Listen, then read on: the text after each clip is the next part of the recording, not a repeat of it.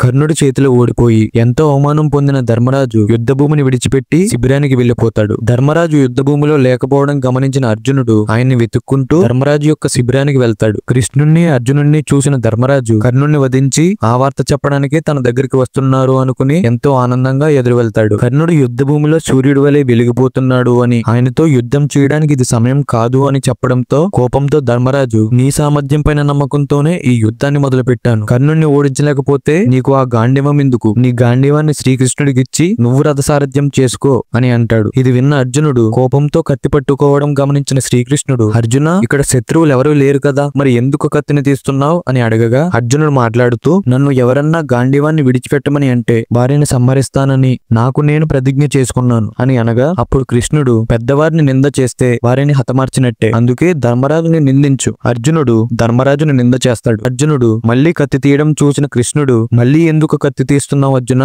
అని అనగా, దేవుడి లాంటి అన్నయ్యని నింద చేసి నేను బ్రతికి ఉండలేను, అందుకే నన్ను నేను పొడుచుకుని చనిపోతాను అని అంటాడు. కృష్ణుడు, నిన్ను నువ్వు పొగుడుకుంటే చనిపోయినట్టే, అందుకని నిన్ను నువ్వు పొగుడుకో. ఇది విన్న అర్జునుడు వెంటనే తనని తాను పొగుడుకుంటాడు. ఈ సందర్భం ద్వారా పెద్దవాళ్ళని నింద చేయడం, మనల్ని మనం పొగుడుకోవడం ఎంత తప్పో తెలుసుకోవచ్చు. అందుకే అంటారు మహాభారతంలో లేని ధర్మం ఉండదు అని. దీనిపైన మీ ఒపీనియన్ అంటూ కామెంట్ చేయండి. ఇలాంటి కంటెంట్ కోసం మన అకౌంట్ ని ఫాలో చేసుకోండి. జై శ్రీరామ్.